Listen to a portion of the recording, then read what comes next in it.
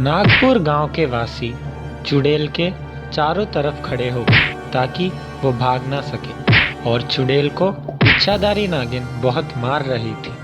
तुम्हें कितना भी सबक सिखाओ, तुम बदलोगे नहीं क्या? अब पूरी प्रजा तुम्हारी तरफ है और तुम मुझे मार रहे हो। कभी ना कभी ये सब प्रजा मेरे तरफ रहेंगे, तब मैं तुम्हें मारूंगी। ऐसा कहते हुए और इच्छाधारी नागिन के हाथ से मार खाते हुए ही चुड़ैल वो मार को और सह नहीं सकती थी तो वहां से भागने लगी।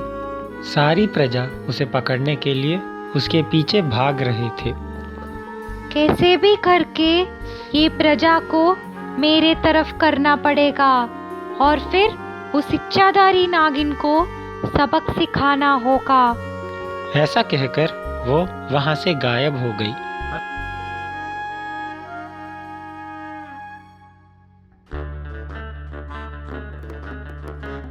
उसके घर पहुंचने के बाद चुड़ैल अपने आप में एक सोच लिया था। दूसरे दिन उसे अमल करने की कोशिश कर रही थी। चुड़ैल भेष बदल के साड़ियाँ लेके नागपुर गांव पहुंची। साड़ी ले लो, साड़ी ले लो, रंग बिरंगी सिल्क साड़ियाँ। माँ जी, साड़ियाँ आए हैं, 10 रुपए बोल रहे हैं, मैं एक लूँ क्या? मेरे पास तुम्हारे लिए खजाना रखा नहीं है। अपने माँ के पास जाके उनसे पूछ के खरीदो। ऐसा कहकर सास ने बहू को बहुत मारा। बनारस साड़ियाँ, साड़ियाँ ले लो, पैठनी साड़ियाँ और इंस्टॉलमेंट की साड़ियाँ। दूसरे घर में, ओ जी सुनते हो, बाहर साड़ियाँ आई है, मुझे 2 साड़ियाँ खरीद के दो। पैसे पेड़ पे थोड़ी ना उगते हैं, तुम जाओ कमाओ और मुझे भी खरीद के दो। ऐसा कहकर वो अपनी बीवी को बहुत मारा।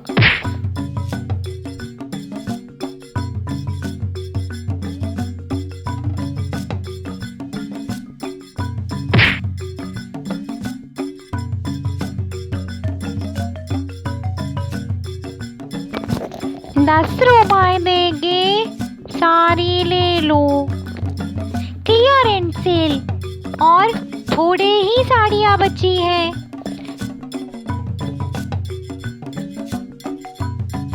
उसी गांव में रहने वाली लक्ष्मी अपने सौतेली माँ से, मम्मी, बहुत दिन हो गए, मेरे लिए एक साड़ी खरीदो ना। तुम्हारी बाप की कमाई यहाँ बस नहीं हो रहा है, अब मैं तुम्हें और क्या दूँ? ऐसा कहकर वो अपने सौतेली बेटी को बहुत मारी।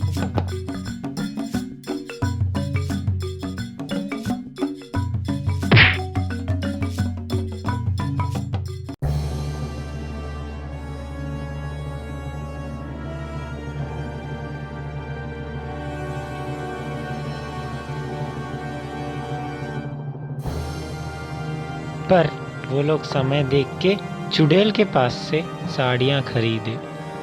उस रात जिन लोगों ने भी वहाँ से साड़ियाँ खरीदी वो सब चुड़ैल में बदल गए। सब चलते हुए चुड़ैल की घर के पास पहुँचे।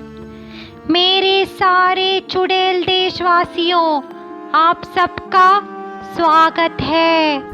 आज से हमारी लड़ाई शुरू होती है। उस इच्छाधारी नागिन को कैसे भी सबक सिखाना होगा। सबने हाँ कहा। जब सबको पता चला कि गांव में पूरे औरतें गायब थी तो सब पागल हो गए थे। सब भागते हुए इच्छाधारी नागिन के पास गए। देखने से लगता है कि ये सब चुड़ैल के कारनामे हैं, जाके देखते हैं क्या हुआ है। सब चुड़ैल के पास गए। इच्छाधारी नागिन, तुम्हारा काम खत्म हुआ। हम सब तुम्हें लड़ने के लिए तैयार है। इतने में जो लोग चुड़ैल बन गए थे, ये बूढ़ी औरत बोल के मैं तुम्हें छोड़ रही थी और तुम मुझे ही रोज मारती हो। पैसे चाहिए तो मैं अपने माँ से लाना पड़ेगा क्या? ऐसा कहकर उसने अपने सास को बहुत मारा।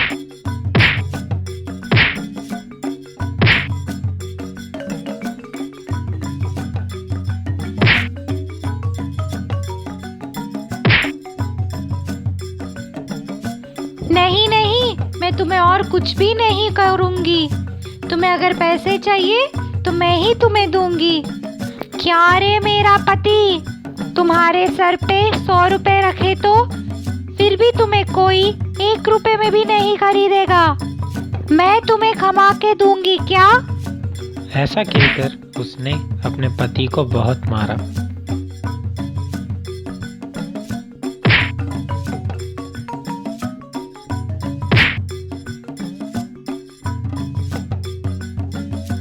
नहीं नहीं, अब से मैं ही काम करके तुम्हें पैसे दूंगा।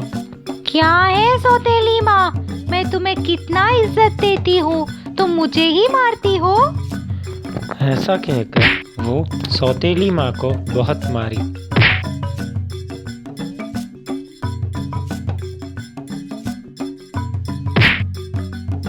इच्छाधारी नागिन ने चुड़ैल को बहुत मारा।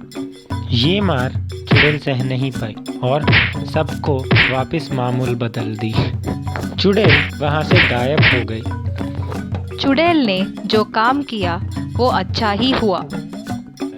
सब अच्छे हो गए हैं।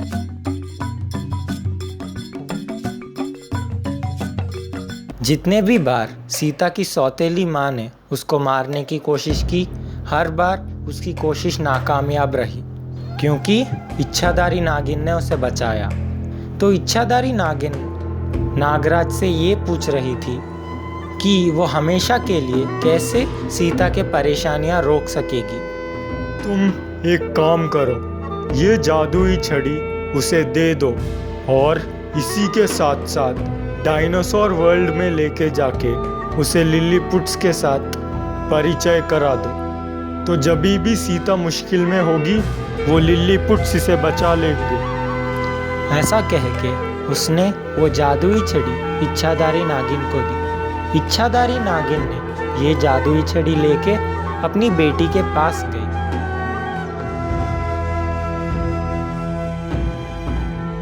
अम्मा, क्या हुआ? आज आपको आने में इतनी देर क्यों हो गई? वो सब छोड़ दो, मैं तुम्हें एक नया जगह बताने वाली हूँ। सीता ने जैसे ही जादुई छड़ी को हिलाया,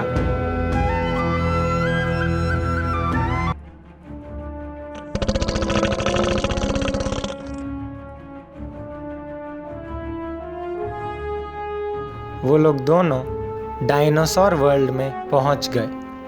पर वहां उसे कोई नहीं दिखा। थोड़ी ही देर में लिलीपुट के नायक ने अपना सर उसके घर के बाहर डाल के झांक के देख रहा था।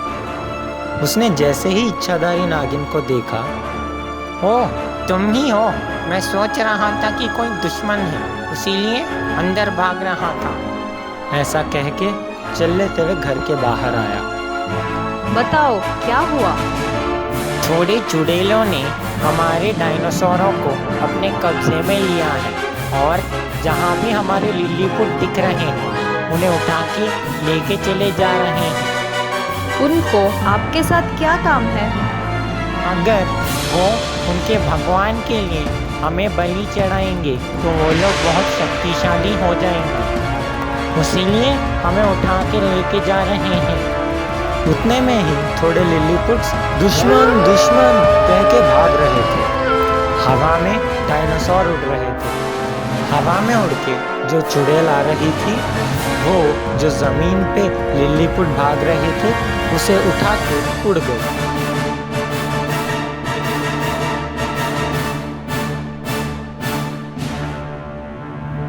बस उतने में इच्छाधारी नागिन हवा में आके चुड़ैल को एक मारी।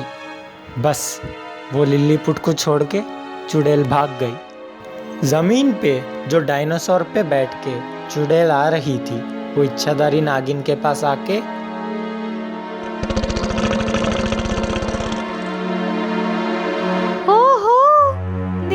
से तो लगता है बेटी के साथ आई हो। तुम्हें वापस नहीं जाना है क्या? मेरे बारे में तुम भूल रही हो। मैं तुम्हारी तरह दुष्ट चुड़ैल नहीं हूँ। वापस जाना है या नहीं वो मेरी मर्जी है। तुम्हारे बारे में जानने की कोई आवश्यकता नहीं है। ये लिलीपुट्स को तुम मेरे हवाले कर दो। तुम्हारी बेटी की सौतेली माँ जो तुम्हारी दुश्मन है, उसको मैं संभाल लूंगी। ऐसा नहीं हो सकता। बस चुड़ैल अपने डायनासोर को आगे लेके जाते हुए बस इच्छाधारी नागिन एक बार उन पे कूद के चुड़ैल को जोर से मारी और जो हवा में दूसरी चुड़ैल थी डायनासोर के ऊपर, वो नीचे उतर के 5 सिर वाली चुड़ैल को उसकी डायनासोर पर बिठा के भाग गई। मेरी बेटी सीता है। मेरी बेटी की सौतेली माँ उसको बहुत सता रही है, इसीलिए मैं उसको यहाँ लेके आई हूँ। आज वो हमेशा जब मन चाहे यहाँ आके जाएगी। आप ध्यान रखना उसका। जी, हम हमारी पूरी शक्ति से उसकी देखभाल करेंगे। ये लो, ये जादुई छड़ी ले लो। आप कभी मुश्किल में आए तो इस जादुई छड़ी को हवा में हिलाओ, मैं आके सब संभाल लूँगी। ऐसा कह के उसकी बेटी के साथ वहाँ से गायब हो गई।